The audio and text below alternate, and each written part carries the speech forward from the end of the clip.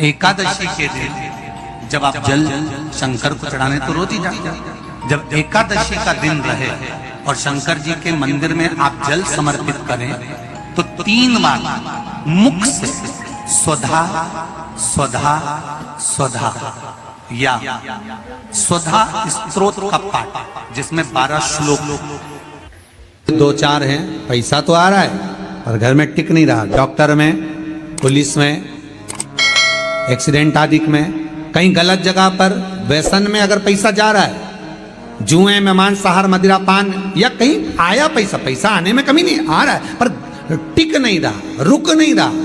कोई मांगने आ गया, दे दिया, फिर वहां से अपने पास नहीं आ रहा, अपन कह रहे हैं भैया हमारा पैसा लौटा दो, नहीं आ रहा। तो महाराज शिव महापुराण की कथा कहती है एकादशी के दिन गंगा के जल में मात्र 7 बेलपत्री डालकर जो नंदीश्वर भगवान अर्थात जो शंकर जी के शिवलिंग के सामने नंदी होता है, उस नंदी के चरण पर गंगा का जल चढ़ाकर बेलपत्री शिव पर समर्पित कर देता है, उसके घर में रुपया रुकना चालू हो जाता है। फिर वो गलत जगह पर नहीं जाता, गलत स्थान पर वो धन जाएगा ही नहीं।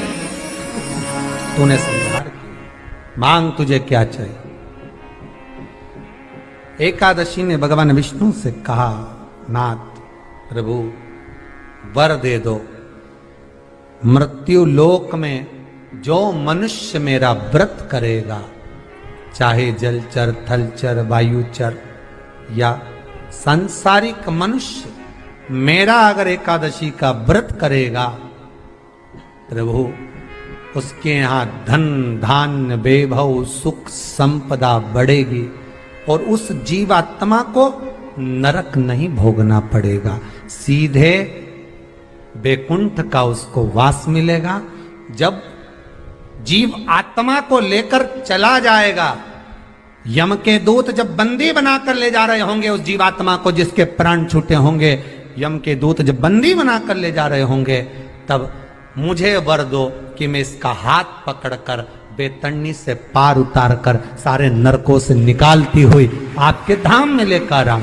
भगवान ने वर दे दिया, तथास्तु। हे एकादशी सुनो, मृत्यु लोक का मनुष्य अन्न का त्याग कर कर, क्योंकि अन्न में एकादशी के दिन पाप पुरुष रहता है, अन्न का त्याग कर कर एकादशी के दिन जो मनुष्य तुम्हारा व्रत धारण करेगा, उस व्रत को करेगा और उस व्रत को धारण करेगा, उसकी मनोकामना पूर्ण होकर वो मेरे ही धाम को जाएगा। ये तो हुआ एकादशी के जन्म की कथा। एकादशी के दिन गंगा के जल में मात्र 7 बेलपत्री डालकर जो नंदीश्वर भगवान अर्थात जो शंकर जी के शिवलिंग के सामने नंदी होता है, उस नंदी के चरण पर गंगा का जल चढ़ाकर बेलपत्री शिव पर समर्पित कर देता है, उसके घर में रुपया रुकना चालू हो जाता है। फिर वो गलत जगह पर नहीं जाता, गलत स्थान पर वो धन जाएगा ही नहीं। बेटा अगर व्यसन में पड़ा हुआ है, मदिरा पान में पड़ा हुआ है, मांसाहार में, जुए आदि में जा रहा है, तुम्हें लग रहा है कि मेरा बेटा गलत मार्ग पर जा रहा है, ये मित्र दोस्ती गलत हो रही है, वो सही जगह पर आ जाए। करना है एकादशी।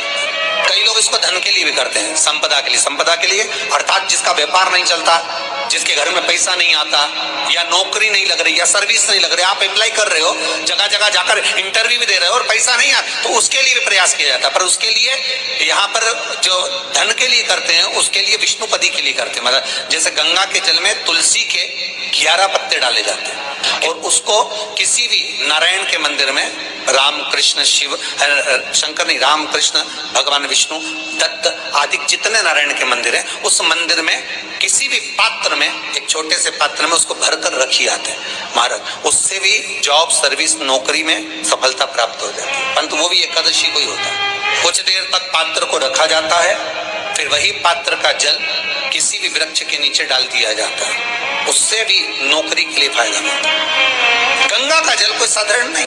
दशमी, एकादशी और द्वादशी, इन 3 तिथियों पर एक रोटी में थोड़ा सा मीठा रखकर सोमक पितृ का नाम लेकर यदि गाय को खिला दिया जाता है, तो अगर कोई पूर्वज प्रेत योनि में भी पड़ा हुआ होता है, भटक रहा होता है, जिसको पिंड नहीं मिला, जो अचानक मर गया होता है, अधोगति में चले गया होता है, उस जीव की मुक्ति दशमी, एकादशी और द्वादशी 3 दिन सोमक पितृ का नाम लेकर रोटी में, पूड़ी में मीठा रख कर गाय को खिला दिया जाता है। ये 3 दिन तक तो वो पितृ कभी भटकते नहीं है, उनको मुक्ति प्राप्त हो जाती है मोक्ष में। नहीं, एकादशी है कौन? क्यों इसकी इतनी प्रधानता है? क्यों इसकी पुण्यता है? ऐसा क्या है एकादशी में जो इसकी पुण्यता मानी जाए? कौन है ये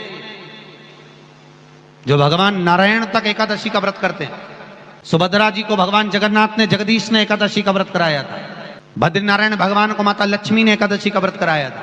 क्यों? चंद्रायण एकादशी व्रत की माता। एकादशी है कौन? तो कहा जिसको व्रत करने पर भगवान नारायण भी जिसका व्रत करते हो, भगवान माता लक्ष्मी जिसका व्रत करती हो, वो एकादशी है कौन? तो शास्त्र वर्णन करता है महाराज, स्कंद पुराण का सुंदर चातुर्मास्य खंड के अंतर्गत वर्णन आया है महाराज। एक बार भगवान विष्णु आनंद में विराजमान थे, पद्मावती और माता लक्ष्मी दोनों उनके पास में विराजी हुई थी।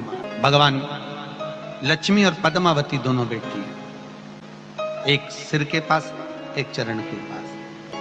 कुछ समय बाद वहीं पर ब्रह्मदेव का आगमन हुआ और ब्रह्मा जी आगमन पाकर भगवान नारायण पद्मावती से लगकर उठे और उठकर लक्ष्मी की ओर झुके। झुकने पर इन तीनों के समागम से भगवान नारायण के हृदय चित्त से एक कन्या प्रकट हो गई। उस कन्या का नाम एका था। क्या नाम था? एका। अब 10 उसके गुण इतने प्रबल थे, जैसे पीपल के वो 10 पत्ते गुण में उसके बड़े प्रबल थे। पराग वो एका जिसको निहारती थी। हमारा हिंदू धर्म, हमारा शास्त्र कहता है, हमारे शास्त्र, हमारे वेद डॉक्टर वर्णन करते हैं कि पीपल के पत्ते को अगर एकादशी और द्वादशी के दिन मार्ग से जाती एक थी, तांबे उस के मार्ग पात्र के में द्वार गला खुल कर रख गए। दिया जाए और उस पानी का आचमन 3 बार करा जाए तो जिसकी नाड़ियां चोक भी हो जाती है, डॉक्टर बोले इसका बाईपास करना पड़ेगा, उसको केवल 3 आचमन पानी एकादशी और द्वादशी को पीपल के पत्ते का कराया जाए तो अंदर की नाड़ियां भी खुल जाती हैं। पीपल के पत्ते का इतना प्रमाण हमारे विष्णु पुराण में वर्णन है। पीपल के पत्ते का इतना प्रमाण, पीपल के पत्ते का इतना लेख। जैसे चर्म रोगधारी व्यक्ति होता है ना, जिसकी चमड़ी सफेद पड़ जाती है, तो उसको क्या करना चाहिए?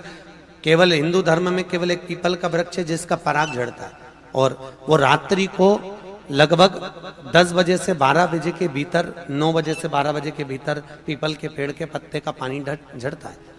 उसके नीचे एक थाली रख देना चाहिए और उस थाली में पीपल के पेड़ के नीचे रख दो, और उसका पराग जब झड़ जाए वो पानी को बाल्टी में धो लो, और धोने के बाद थाली को उस पानी से 15 दिन, 8 दिन, 20 दिन स्नान करिए।